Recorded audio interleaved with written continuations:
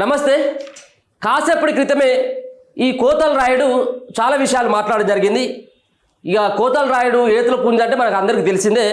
ముఖ్యంగా కల్వకుంట్ల తారక రాముడు. కల్వకుంట్ల తారక రామారావు కాసేపటి క్రితం రైతు దీక్షలో పాల్గొని ఇక ఆయనకు నోటికి వచ్చినట్టుగా మాట్లాడాడు. చాలా గఫాలు కొట్టిండు. ఇక గతంలో ఏది మా నాయన లేకపోతే ఈ దేశమే లేదు, మా నాయన లేకపోతే ఈ రాష్ట్రమే లేదు, ఎట్లా బతుకుతారో ఏమన్నటువంటి తీరుగా ఈ రాష్ట్ర ప్రజలు మా నాయన లేకపోతే ఎట్లా బతుకుతారో ఏమన్నటువంటి తీరుగా ఆయన మాట్లాడినటువంటి మాటలు. అటన్నిటి చూసిన తర్వాత కొంత చిత్రంగా అనిపిస్తూ ఉన్నది.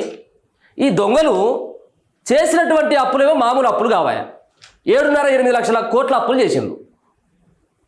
రాష్ట్రాన్ని పూర్తి స్థాయిలో దివాలా తీసిండ్రు. కనీసం అప్పు కనీసం పుట్టేటువంటి పరిస్థితి కూడా లేదు.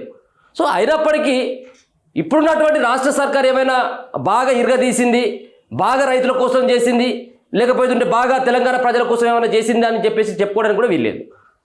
కానీ దొంగ అన్నటువంటి తీరుగా మరి కేటీఆర్ అలాగే బీఆర్ఎస్ పార్టీ సంబంధించిన నేతలు మాట్లాడుతూ ఉంటే కొంత ఆశ్చర్యం అనిపిస్తూ ఉన్నది. వీళ్ళు చేసినటువంటి ఒక అరాచకమైనటువంటి పనులతోటి రాష్ట్రం ఈరోజు ఈ విధంగా దాపరమైపోయింది. గతంలో చేసినటువంటి అప్పులకి ఇప్పుడు కనీసం మిత్తులు చెల్లించేందుకు కూడా మన బడ్జెట్ సరిపోవట్లేదు. ఈ దుర్మార్గులు చేసినటువంటి అప్పులకి 7.5 లక్షల కోట్ల అప్పులు చేతివి. ఎక్కడైతే తక్కువ మిత్తికి అప్పులు ఇచ్చేటువంటి దాన్ని కూడా వదిలిపెట్టేసి, ఎక్కడైతే తక్కువ కరెంటు యూనిట్కి తక్కువ కాస్ట్కు దొరికేటువంటి దాన్ని వదిలిపెట్టేసి ఎక్కువ కాస్ట్కు ఉన్నటువంటి దాన్ని తీసుకుని వచ్చి ఇలా జనాల మీద మొత్తం చేసినటువంటి ఒక అరాచకంతో రాష్ట్రం అంతా అగమ్య గోచరంగా తయారైపోయింది. మిగులు బడ్జెట్తో ఉన్నటువంటి రాష్ట్రం అంతా కూడా ఇలా దిక్కుదోచినటువంటి స్థితిలోకి కారణం ఇవాళ బీఆర్ఎస్ పార్టీ. ఇక ఈయన వచ్చి మాట్లాడుతూ ఉన్నాడు కదా, ఈ పుంజు మామూలు మాటలు కాదు. ఇక ఈయనేమో రైతులకు ఏదో ఎలుగబెట్టినట్టు, రైతులకు ఏదో చేసినట్టు. రైతు ఆత్మహత్యల్లో టాప్ లేదా? మీ నాయన పరిపాలనలో నువ్వు మంత్రిగా పనిచేస్తూ ఉంటే ఎంతమంది రైతులు ఆత్మహత్యలు చేసుకున్నారు? దాని గురించి మాట్లాడవు. ఎంతమంది చేనేత వాళ్ళు ఆత్మహత్యలు చేసుకున్నారు? అది గుర్తురాదు. కానీ ఇవాళ మేమే ఏదో రాష్ట్రాన్ని బాగు చేసినాం, మేము లేకపోయినట్లయితే అసలు ఈ రాష్ట్రమే ఉండదు, ఈ రాష్ట్రంలో ఉన్నటువంటి ప్రజలు సైతం కూడా వాళ్ళు బతకపోన్నటువంటి తీరుగా మాట్లాడతారు. చాలా విషయాలు మాట్లాడిను. కొన్ని విషయాలు మీకు మచ్చుకొని వినిపించేటువంటి ప్రయత్నం చేస్తా. ఈ రోజు ఇక్కడికి వస్తే, షాబాద్కి వస్తే, రైతు దీక్ష కార్యక్రమానికి, రైతు ధర్నా కార్యక్రమానికి వస్తే నాకైతే నిరసన కార్యక్రమానికి వచ్చినట్టు అనిపించలే. ఆ జేసీబీలేంది, ఆ పూలేంది, ఇదేదో ఈ మోసకారి కాంగ్రెస్ ప్రభుత్వాన్ని మళ్ళా ఓడగొట్టి చేవెళ్ల మళ్ళా గులాబీ జెండా ఎగిరేసి ఖచ్చితంగా మళ్ళీ కేసీఆర్ గారు తిరిగి ముఖ్యమంత్రి అయినంత గొప్పగా ఈరోజు స్వాగతం పలికిన మా తమ్ముడు యువ నాయకుడు పట్నం ఎవరు మాట్లాడుతున్నాడు? వీళ్ళ నాయనకు ఉన్నటువంటి ఏవైతే తెలివితేటలు ఉంటాయో ఈ వారసత్వంగా ఆయనకు కూడా వచ్చినట్టుగా ఉన్నది. వాళ్ళ నాయనట్టుగా ఇక మామూలు గఫాలు ఉండయి, మామూలు మాటలు ఉండయి. వాళ్ళ నాయన కూడా గతంలో మనం చూసుకోవచ్చు, ఏ సభకు పేరప్పుడు కూడా ముందు ఒక డైలాగ్ చెప్తా ఉంటాడు. ఈ జనాన్నంతా చూసిన తర్వాత, ఇక్కడ వచ్చినటువంటి ఈ ప్రజలంతా చూసిన తర్వాత ఇక్కడ గెలుపు ఖాయం అయిపోయింది, మళ్ళీ మనమే మూడోసారి మనం ముఖ్యమంత్రి అయిపోతా ఉన్నాం.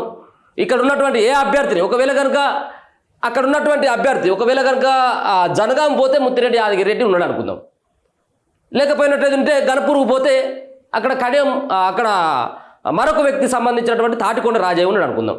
ఆడికి పోయినప్పుడు ఏం చెప్తాడంటే, ఈ ప్రజలను చూసిన తర్వాత రాజయ్య గెలుపు ఖాయం అయిపోయిందిగా, ఇక మెజార్టీ కోసం చూసుడు అంటాడు. సేమ్ అదే డైలాగులు కొట్టి ఈ యొక్క డైలాగులు కింగ్లు అంటే వీళ్ళకంటే ఎక్కువ ఎవరు లేరు. ఇక్కడికి వచ్చినటువంటి ఆ జేసీబీలను గీసీబీలను చూసిన తర్వాత మళ్ళా కేసీఆర్ ముఖ్యమంత్రి అయిపోయినట్ట. గీ యొక్క విర్రవీగుడు, గీ యొక్క అహంకారంతో మిమ్మల్ని పాతాలకు దొక్కిండు. ఇది ఏంది ఇంకా రేపే ఉన్నదా, లేకపోతే ఎలక్షన్స్ ఎల్లుండి ఉన్నాయా? ఈ జనాన్ని చూసిన తర్వాత అయిపోయింది అంటాను. మీరు చేసినటువంటి అరాచకాలు జనాలు ఇప్పుడు మర్చిపెట్టేట్టుగా ఉన్నారా కేటీఆర్? మీరు చేసినటువంటి ద్రోహాలు, మీరు పెట్టినటువంటి ఇబ్బందులు, చేసినటువంటి అప్పులు జనాలు ఇప్పుడే మర్చిపోతారా? మీరు చేసినటువంటి భాగవతం మామూలుగా ఉన్నా అది ఆయన అదే చెప్తా ఉన్నాడు. ఇది అన్ని జనాలు చూసిన తర్వాత కేసీఆర్ మళ్ళీ ముఖ్యమంత్రి అవుతాడట. మళ్ళీ ముఖ్యమంత్రి రెడ్డి గారికి అదే ఖచ్చితంగా మళ్ళీ కేసీఆర్ గారు తిరిగి ముఖ్యమంత్రి అయినంత గొప్పగా ఈరోజు స్వాగతం. అంటే మళ్ళీ ఇప్పుడు కేసీఆర్ కావాలి, ఇంకెవరు కావద్దు కాల. బీఆర్ఎస్ పార్టీలో మళ్ళీ ముఖ్యమంత్రి అంటే మళ్ళీ కేసీఆర్ ఇక. అంటే బీఆర్ఎస్ పార్టీ అధికారంలోకి వస్తే మళ్ళీ కేసీఆర్ ఇక, వేరేటోడి అవకాశం లేదు. అంటే ఒక పక్కన ఒకడు రెడ్డి, ఇంకోటి రావు, ఇంకోటి కమ్మ, అంటే ఇట్లా పరిపాలించుకుంటూ పోవాలన్నట్టు. చెప్పరని చెప్తా ఉన్నాడు. మళ్ళీ ముఖ్యమంత్రి అయినటువంటి తీరుగా మళ్ళీ మా నాయన ముఖ్యమంత్రి అవుతాడని చెప్తా ఉన్నాడు అన్నట్టు ఈయన. ఇంకా చెప్పిగా మా తమ్ముడు యువ నాయకుడు పట్నం అవినాష్ రెడ్డి గారికి, అదే విధంగా తమ్ముడు శుభప్రద్ పటేల్ గారికి, కొడంగల్ రైతుల తరపున 37 రోజుల పాటు జైలు జీవితం గడిపిన కొడంగల్ కు మళ్ళీ తిరిగి తప్పకుండా రేవంత్ రెడ్డిని ఓడగొట్టి తిరిగి కాబోయే ఎమ్మెల్యే అన్న పట్నం నరేందర్ రెడ్డి గారు, అదే మాదిరిగా వేదిక పైన ఉన్న నాయకులు పేరు పేరున ఎవలోల పేర్లు అయితే నేను చెప్పలేదు, మండల పార్టీ అధ్యక్షుడు నరసింహరావు గాని కేవలంలో పేర్లు చెప్పలేదో మీరు మనసులనే తిట్టుకోవాలి, బయట తిట్టొద్దని కోరుతూ మా తమ్ముడు నిన్ను నేను తిట్టలేరు అనుకుంటా ఉన్నావా? మళ్ళీ ఇదేంద్ర ఈ దరిద్రాన్ని వచ్చి ఈయన పక్క పెట్టి పాపం బాగా నవ్వుతా ఉన్నావు, నువ్వు మాట్లాడుతూ ఉంటే ఒకసారి అబ్జర్వేషన్ చేసినావు లేదో తెలియదు, కానీ నువ్వు మాట్లాడుతూ ఉంటే మొత్తం అంతా కూడా ఆయనకు తెలిసిపోతా ఉన్నది. ఇవన్నీ ఈ డోకేబాజీ ముచ్చట్లు ఎక్కడి నుంచి నేర్చుకున్నారా ఈ కల్వకుట్ల కుటుంబం అన్నట్టుగా చూస్తా ఉన్నాడు, నవ్వుతా ఉన్నాడు. మొత్తం డోకేబాజీ ముచ్చట్లే. మొత్తం ఏంటంటే వాళ్ళందరినీ మెచ్చుకున్నట్టయితే ఏదో పేరు చెప్పినట్టయితే ఉంటే రేపు ఏదో విధంగా ఓ భవిష్యత్తు ఉంటుంది, రేపు అయ్యో నా కేటీఆర్ నా పేరు కూడా పలికిండు కదా అన్నటువంటి ఉద్దేశంతో వాళ్ళు ఏదో ఇంకా పని చేస్తారని అనుకుంటా ఉన్నారు. బీఆర్ఎస్ పార్టీ పని రాష్ట్రంలో అయిపోయింది. రాష్ట్రంలో కనీసం ఎవరు కూడా దేకే పరిస్థితి లేదు. బీఆర్ఎస్ పార్టీని ఇంకా దేకుతారు. శాసన మండలి సభ్యుడు నవీన్ కుమార్ రెడ్డి గారు పేరు పేరున అందరికీ హృదయపూర్వకంగా నమస్కారం తెలియజేస్తా ఉన్నా. మీ అందరికి ఆకలి అవుతుంది, నాకెరికే కొంతమంది కళ్ళ పడతలేదు. ఎట్లెట్లా నువ్వు ఆగ్రాబాయి నువ్వు లొల్లి పెట్టగా ఆగు, నా లొల్లి నాది, నీ లొల్లి నీది. సేమ్ ఈ డైలాగ్ మనకు గుర్తుందా? గతంలో ఎవరైనా విజిల్ వేస్తూ ఉంటే సభకు వచ్చినప్పుడు కొంత విజిల్ వేసి ఈలలేసి గోలలు చేస్తూ ఉన్నటువంటి సందర్భంలో కేసీఆర్ ఇదే డైలాగులు వాడుతూ ఉంటాడు. అరే ఆగ్రాబాయి ఏం విజిల్ వేస్తా ఉన్నావురా, కాసేపు ఆగు, ఒక్కొక్కరు గజం ఎగురుతుంది, కాసేపు అయిన తర్వాత మీటింగ్ అయిపోయిన తర్వాత ఇటువంటి డైలాగులు వాడుతాం. సేమ్ కేటీఆర్ అదే. ఇగో మీ అందరికి ఆకలి అవుతుంది, నాకెరికే కొంతమంది కళ్ళ పడతలేదు. ఎట్లెట్లా నువ్వు ఆగ్రాబాయి నువ్వు లొల్లి పెట్టగా ఆగు, నా లొల్లి నాది, నీ లొల్లి నీది. ఇది అయితే పొద్దున షాబాద్కి వస్తున్నా, వచ్చేటప్పుడు ఎవరో ఏం మాట్లాడుతున్నారో చూద్దామని ఆయన పేపర్ తీసి చూసే వరకు నేను గత సంవత్సర కాలంలో చూసిన బెస్ట్ జోకు, అత్యుత్తమ జోకు పొద్దున పేపర్లో చూసిన. ఏంటిదా జోక్ ఎరికేనా? రేవంత్ రెడ్డి ఢిల్లీకి పోయిండు. ఢిల్లీకి పోయి ఢిల్లీలో ఆడ స్పీచ్ ఇస్తాడు రేవంత్ రెడ్డి. అలా పత్రికల్లో రాసిండు, తెలంగాణలో మొత్తం ఉద్ధరించిన ఢిల్లీని కూడా ఉద్ధరిస్తా, మీరు నా మాట నమ్మి ఢిల్లీలో కూడా కాంగ్రెస్ కి అధికారం ఇయ్యండి అని చెప్పి రేవంత్ రెడ్డి గారు ఢిల్లీలో చెప్తాడు. 6 గ్యారెంటీలు అమలు చేసిన, రుణమాఫీ మొత్తం చేసిన, మొత్తం తెలంగాణను ఉద్ధరించిన, 100 రోజులలోనే అన్ని ఇచ్చిన మాటలన్నీ నిలబెట్టుకున్నా, అదే తరీఖన ఢిల్లీలో కూడా చేస్తా, మీరు నా మాట నమ్ముండ్రి, తెలంగాణ ముఖ్యమంత్రిగా చెప్తున్నా అని చెప్పి రేవంత్ రెడ్డి గారు ఢిల్లీలో చెప్తున్నారు. ఇక్కడ వీళ్ళ ఆయన ఏమని చెప్పాడు? గతంలో మహారాష్ట్రకు పోయిండు, తెలంగాణను పూర్తిగా డెవలప్మెంట్ చేసిన, ఒక్కొక్కరు కోటీశ్వర్లు అయిపోయిను, 1 కోటి ఎకరాలకు నీళ్ళు ఇచ్చిన, సేమ్ యాజ్ ఇట్ ఈస్గా తెలంగాణలో నేను ఎట్లయితే చేసినో ఇలా దేశవ్యాప్తంగా చేస్తా, దేశ రాజకీయాలు చేస్తా అని చెప్పేసి మనం పోదామా అని చెప్పేసి ప్రతి సభలో చెప్పిండు. మళ్ళీ లాస్ట్కి పోయి ఫామ్ హౌస్లో పన్నాడు. మరి ఇప్పుడు కూట్ల రాయితీ అయినోడు ఏదో ఏట్ల రాయితీ అయిపోయినట్టుగా కేటీఆర్ అలాగే కేసీఆర్ వ్యవహార శైలి కనబడ్డది. ఏది ఉట్టికి ఎగురినమ్మ ఏదో స్వర్గానికి ఎగురుతారన్నదట. సేమ్ యాజ్ ఇట్ ఈస్గా ఇక్కడనే నీకు ఇక్కడ ఉన్నటువంటి ప్రజలు నిన్ను దేకలేదు, తరిమేసిళ్ళు. ఇక ఈయన కేసీఆర్ కానీ కేటీఆర్ కానీ ఇంకా దేశ రాజకీయాల కోసం ఒక పక్కన మహారాష్ట్రకి ఎంత పెద్ద ఎత్తున కాన్వే వేసుకుని పోయింది. ఇక్కడ నుంచి పంజాబ్కు పోతారు, ఢిల్లీకి పోతారు, ఇక్కడనే నీకు భవిష్యత్తు లేకుండా చేసిండు. సో ఎక్కువగా ఏతులు కొట్టింది ఎవరు? బీఆర్ఎస్ పార్టీకి సంబంధించిన మీ నాయన కాదా? మీ నాయన కొట్టలే ఏతుల మాటలు మీ నాయన చెప్పలేదా? ఎన్ని మాటలు చెప్పిండు జనాలకు? ఇక్కడికి వచ్చిన మా ఆడబిడ్డలు నేను అడుగుతున్నా, ఇక్కడికి వచ్చిన మా ఆడబిడ్డలను నేను అడుగుతున్నా, మీరు జవాబు చెప్పాలి. అమ్మకు అన్నం పెట్టనోడు చిన్నమ్మకు బంగారు గాజులు చేయిస్తాడా? అమ్మకు అన్నం పెట్టనోడు చిన్నమ్మకు బంగారు గాజులు చేయిస్తాడా?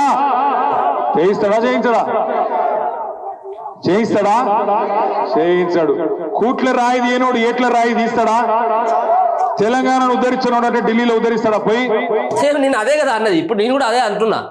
తెలంగాణనే బాగు చేయనటువంటి కేసీఆర్ ఇలా మొత్తం దేశాన్నే బాగు చేస్తా, మొత్తం ఇక నేనే ప్రధాని అయిపోతానన్న నేను నేనే ఇక్కడ మొత్తం చక్రం తిప్పబోతా ఉన్నాను దేశంలో, నాకు ఎదురే లేదు అని చెప్పేసి గతంలో మాట్లాడినటువంటి మనం చూడలేదా? మరి ఇక్కడ ఏట రాయి తీయనటువంటి కేసీఆర్, కూట్ల రాయి తీయనటువంటి కేసీఆర్ ఏట రాయి తీయడానికి పోయేదానికి ప్రయాణమైండు. మరి అదే మాట్లాడవు కేటీఆర్, మీరు ఆయన ముచ్చటేమో మాట్లాడు, అది మాట్లాడు. అబద్ధాలు చెప్పొచ్చిన ముఖ్యమంత్రి అంటాడు. మరి మీ నాయన కూడా మీ అబద్ధాలు అయితే మాత్రం మీ నాయన ఆడినటువంటి అబద్ధాలు ముంగట అవి ఒక పెద్ద అబద్ధాలు ఏమి కాకపోవచ్చు. ఒక్క అబద్ధం కాదు, 100 అబద్ధాలు కాదు, ప్రతిసారి అబద్ధమే. ఆ ఒక జీవితమే అబద్ధాలకు సంబంధించినటువంటి జీవితం అయిపోయింది కేసీఆర్. ఎన్ని చెప్పిండు అబద్ధాలు, మామూలు అబద్ధాలు చెప్పినాయి. మాట ముందు అబద్ధమే, మాట వెనుక అబద్ధమే, అబద్ధాలే ఉరిపెట్టుకొని చచ్చిపెట్టట్టుగా అన్ని అబద్ధాలు ఆడిపోయిండు కేసీఆర్. గ్యారెంటీలు అమలు చేసేసిందట, అయిపోయిందట. ఇప్పుడే చెన్నమ్మ చెప్పింది, చేవెళ్ళ నియోజకవర్గం అయినా సరే, ఏ నియోజకవర్గం అయినా సరే, డేటు, ప్లేసు, టైము 3 ఇష్టం. ఏ ఊరికంటే ఆ ఊరికి పోదాం. నువ్వు కాకపోతే నీ మంత్రులను పంపి ఏ ఊరికన్నా పోదాం. ఒక్క ఊర్లోనన్నా గిన్న రైతులు రుణమాఫీ అయ్యిందని 100% గిన్న రాసిస్తే మొత్తం బీఆర్ఎస్ పార్టీ నాయకులను రాజీనామా చేసి పోతామని చెప్పి కూడా నేను విజ్ఞప్తి చేస్తా ఉన్నాను. సో ఇక్కడ సరే, రైతు రుణమాఫీ విషయంలో ప్రభుత్వం ఒక 70-75% చేసింది. ఇంకా మిగతా ఉన్నటువంటి వాళ్ళు ఉన్నారు, వాళ్ళకి చేయాల్సినటువంటి అవసరం కూడా ఉంది, కాదనట్లేదు. కానీ గతంలో ఉన్నటువంటి 2018 నుంచి మొన్న 2023 డిసెంబర్ వరకు ఈ దుర్మార్గులు 4 విడతలుగా రుణమాఫీ చేస్తామని చెప్పి రుణమాఫీ చేయకుండా మొత్తం రైతులందరినీ ఆగం చేసిండ్రు. అంటే 4-5 సంవత్సరాలుగా అట్నే ఆపడంతో బ్యాంకులలో వీళ్ళు తెచ్చుకున్నటువంటి అప్పులకు మిత్తులు పేరుకుపోయినాయి. అప్పెంత తెచ్చుకున్నారో మిత్తి అంత అయిపోయింది. ఈ దుర్మార్గులు కనుక అప్పుడే కనుక రుణమాఫీ చేసినట్టయితే ఉంటే కొంత ఇప్పుడు ఉన్నటువంటి ప్రభుత్వానికి బాడీని తగ్గు. కానీ చేయకుండా అది నాంచి తీసుకొని వచ్చి ఈ విధంగా రైతులను అగమ్య గోచరంగా తయారు చేసింది. ఆ ఘనత మీ ఖాతాలో పడుతుంది కేటీఆర్. మీరు చేసిందా? మీకు కనుక రైతుల మీద ప్రేమ ఉన్నట్టయితే ఆ రోజు చేయొచ్చు కదా రుణమాఫీ. మీ నాయన ఏమని చెప్పిండు 2018 ఎన్నికల్లో? చాలామంది ఉన్నారు అట్లా, ఒక్కరు కాదు, ఇద్దరు కాదు, దాదాపుగా 20 లక్షల మంది రైతులు లక్షలోపు ఉన్నటువంటి వాళ్ళే ఉన్నారు. మీ నాయన మాఫీ చేస్తే అయ్యప్పవు, అది మాఫీ చేయలేదు, చేత కాలేదు. చేత కాకుండా ఇలా మళ్ళీ ఏదో బదనం చేయాలన్నటువంటి ప్రయత్నం చేస్తా ఉన్నారు. సరే, ఏదేమైనప్పటికీ కూడా మీరు అడిగేటువంటి అర్హత లేదు. ఇప్పుడున్నటువంటి రాష్ట్ర ప్రభుత్వాన్ని మేము డిమాండ్ చేస్తూ ఉన్నాం. ఖచ్చితంగా రుణమాఫీ అందరికి కావాల్సినటువంటి అవసరం ఉన్నది. చాలామంది రైతులు రుణమాఫీ కోసం ఎదురు చూస్తూ ఉన్నారు. మిగిలిపోయినటువంటి ఏ ఒక్క రైతు కూడా రుణమాఫీ కాకుండా మిగిలిపోవద్దు, అందరికీ రుణమాఫీ కావాల్సినటువంటి అవసరం ఉన్నది. కానీ ఈ దుర్మార్గులు మళ్ళీ మాట్లాడుతూ ఉన్నారు బయటకు వచ్చి. వీళ్ళే లక్షలోపు రుణమాఫీ చేయలేదు, చేత కాలేదు, మళ్ళీ బయటకు వచ్చి వీళ్ళే మాట్లాడుతూ ఉంటారు. ఇంత మోసం చేయొచ్చా? చారాన రుణమాఫీ కూడా కాలే. మీ ఆయాములా మీ చారాన రుణమాఫీ కాలేదా? 22,000 కోట్ల రూపాయలు పెట్టిళ్ళు, ఇంకా ఉన్నాయి. ఇంకో 10,000 కోట్లు కనుక కేటాయించినట్టయితే అందరికి అయిపోతుంది. మళ్ళీ చారాన కాలేదు అంటాడు ఈ మునగాడు. చారాన కోడికి బారాన మసాలా అన్నట్టు ఇవాళ ఢిల్లీకి పోయి మొత్తం రుణమాఫీ చేసిన అని చెప్పి అక్కడ మాట్లాడుతూ ఉన్నాడు. ఇంకా సిగ్గులేని మాట ఏంటంటే, ఇదే రేవంత్ రెడ్డి చెప్పిండు రైతులకు. ఏం చెప్పిండు? కేసీఆర్ మీకు బిచ్చమేసినట్టు, కేసీఆర్ బిచ్చమేసినట్టు 10,000 ఇస్తుండు, నన్ను గెలిపిండ్రి 15,000 ఇస్తా అని చెప్పిండా లేదా? 10,000 కాదు 15. లాస్ట్లో ఏదైతే రైతు భరోసా లాస్ట్కు సంబంధించినటువంటి ఇక ఎలక్షన్స్ వచ్చేటువంటి ముందు ₹1 కూడా రిలీజ్ చేయలేదు. అవి అన్నీ ఎగనామం పెడదామని అనుకున్నాడు కేసీఆర్. ఎన్నికల కోడ్ వచ్చిన తర్వాత మేము రిలీజ్ చేసేదానికి సిద్ధంగా ఉన్నాం, మాకు ఎన్నికల కోడ్ వచ్చింది, అక్కడ ప్రతిపక్షాలు అడ్డుకున్నాయని చెప్పేసి దుర్మార్గమైనటువంటి పని చేసింది కేసీఆర్, అలాగే కేటీఆర్, అప్పుడున్నటువంటి బీఆర్ఎస్ పార్టీ కాదా? సో వీళ్ళు ఏదో రైతుల మీద ఇలా ప్రేమ ఒలకబోస్తూ ఉన్నారు. మీ నాయన చెప్పినటువంటి 25 లక్షల మెట్రిక్ టన్నులో 26 లక్షల మెట్రిక్ టన్నులు అయినా పర్లేదు, రైతులకు అందరికీ ఎరువులు ఉచితంగా ఇస్తారని చెప్తివి. ఇచ్చిందా కేటీఆర్? మరి మీ నాయన ఆ ఫామ్ హౌస్లో పండుకున్నాడు, గొర్ర గుంజుకొచ్చి ఒకసారి అడుగు. మరి నాయన ఇచ్చినవని నీకేమైనా గుర్తులేకపోతే మీ నాయన నన్ను అడుగు. అది చేయలేదు. ఇప్పుడు ఇక్కడ ఇవ్వలకు మైక్ ఇచ్చినా మీరు తిట్టే తిట్లకు రేషం ఉన్నోడైతే ఇంకోడైతే ఆయనతో బకెట్ల నీళ్ళు నింపుకొని దుంకి చచ్చిపోతాడు. కానీ ఆయన రేవంత్ రెడ్డి, ఆయన గసండి ఏం లేవు, రేషము, సిగ్గు, ఇజ్జతు ఏమి లేదు. ఏది పడితే అది ఒరుడే, ఇష్టం వచ్చినట్టు అబద్ధాలు చెప్పుడే, ఇష్టం వచ్చినట్టు సిరుగుడే, ఊరేగుడే. నేను ఒక్క మాట అడుగుతున్నా, ఏది వాళ్ళు అంటే జనాల్లోకి వెళ్ళినట్టయితే అంటే రేవంత్ రెడ్డిని తిట్టేటువంటి తిట్లకు బకెట్ల నీళ్లు నింపుకొని అలా దునికి చచ్చిపోవాలంటా ఉన్నాడు. గతంలో మీ అయ్యను నేను అడుగుతాను, మీ నాయనను తిట్టినటువంటి తిట్లు ఇంకెవరైనా తిట్టిలా? ఇప్పుడు రేవంత్ రెడ్డిని తిడితే రేవంత్ రెడ్డి ఒక్కడే సస్తాడు కావచ్చేమో ఆ తిట్లకి, కానీ మీ నాయనని తిట్టినటువంటి తిట్లను కనుక చూసినట్టయితుంటే మీ నాయనతో పాటు నువ్వు నీ ఫ్యామిలీ మొత్తం ఊరేసుకొని చచ్చిపోవాలి. అవి ఆ విధంగా తిట్లు, మామూలు తిట్లు కాదు, ముక్కు మీద తిట్టిళ్ళు, ఆ మూతి మీద తిట్టిళ్ళు, నిన్ను తిట్టిళ్ళు, మొత్తం మామూలు తిట్లు కాదు. ఒకసారి వినిపించేటువంటి ప్రయత్నం చేస్తా, నీకు ఒకసారి వినిపించాల్సినటువంటి అవసరం కూడా ఉన్నది. ఇగో మనకెందుకు ఇయ్యాలి? మనం ఓటు వేయలేదా కేసీఆర్ లంచోడుకు? ఆయనకి వేయలేదా మనం ఓటు? ఇప్పుడు రైతులకు ఎంత ఇబ్బంది పెడుతుండు. వాళ్ళు ఎవరు గెలిపించిండు? వాళ్ళ ఊరికి ఇంటికి 10 లక్షలు ఇచ్చిండు. నా ఊరు సొంత ఊరు, నేను డెవలప్ చేసుకుంటా అని చెప్పి వాడు ఇంటికి 10 లక్షలు ఇచ్చిండు. ఆ ముండా కొడుకు 10 లక్షలు ఇచ్చినప్పుడు మరి రైతులందరూ ఎటు పోవాలి? జనాలందరూ ఎటు పోవాలి? ఆయన ఒక్క ఊరాడు ఓటేస్తే వాడు గెలిచిండా?